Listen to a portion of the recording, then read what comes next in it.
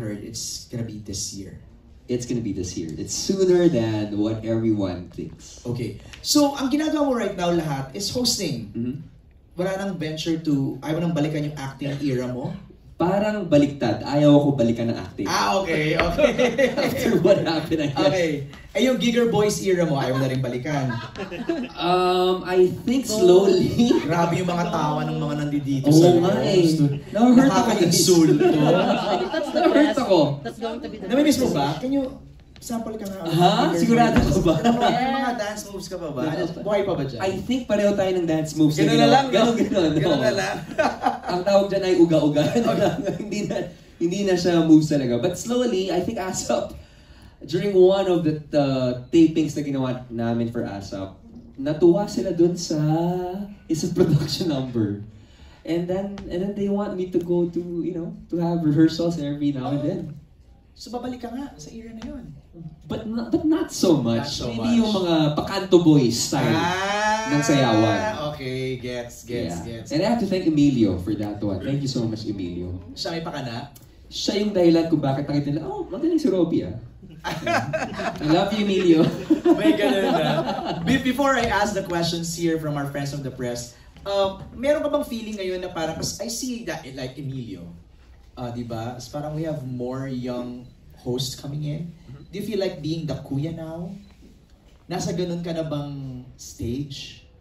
I think even before Emilio pa, with the new batch of mixed VJs back then, like 2018, 2019, sila Charlene, di ba? Yan. I felt like a kuya, and it's really a commitment to pass on the knowledge that I have received from Kuya Luis, from Bianca, from Billy and Atitone before.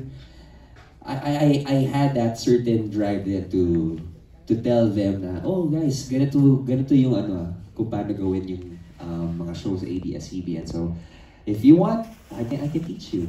You were the Emilio in that era eh. Yes, diba? Yes. During the golden years, I have to say, personally, the golden years of Mix.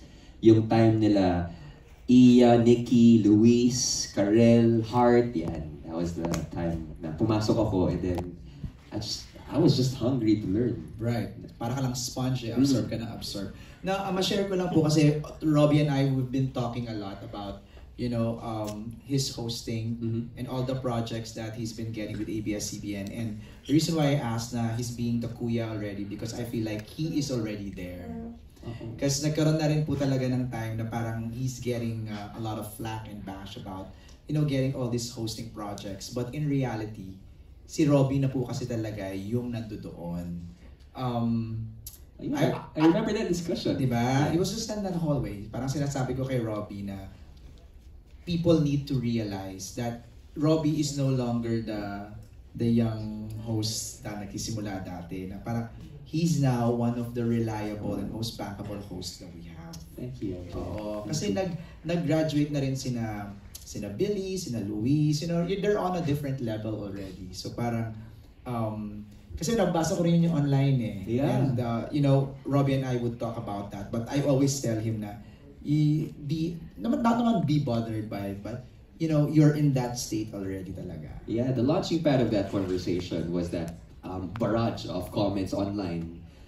And syempre, people would tell me, basahin yung mga comments, they don't matter. But to me, every comment matters kasi syempre, I have to listen to what the audience says and watches and hears, ganyan.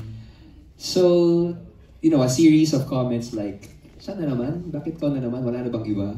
Ganyan. And then, I was so tempted to answer, but I consulted with MJ. Huwag na.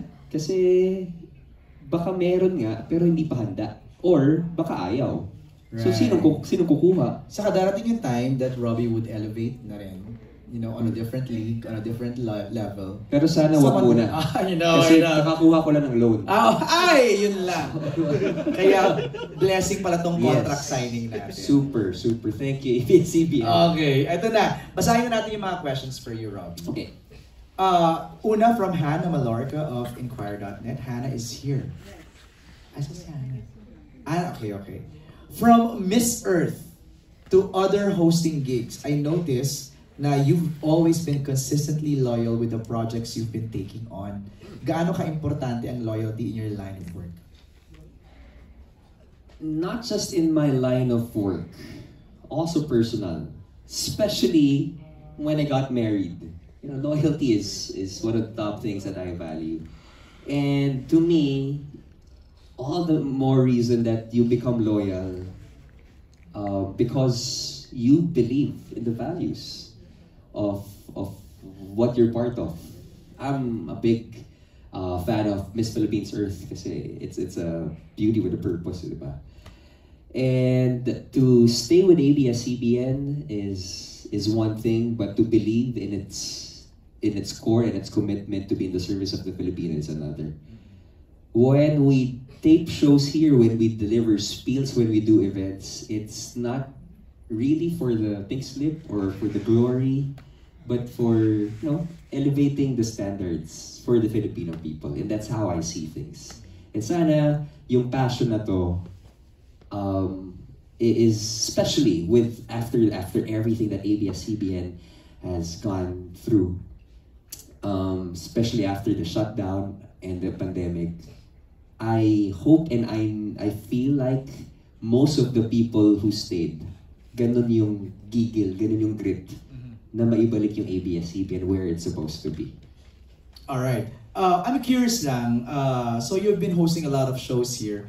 Meron bang international franchise that you would love to host pag nagkaroon ng Philippine adaptation? Oh, wow. Na hindi pa natin nagagawa here? There is one that I watched abroad, and I hope you guys can see that. It's called The Cube. The Cube. Yeah, it's an international franchise. Para siyang minute to win it. Para siyang minute to win it na may challenge, may skill challenge. Game ka na ba? Right. Na may Who Wants to Be a Millionaire type. Alam mo sa kabagay? Ano yan? The Crystal Maze.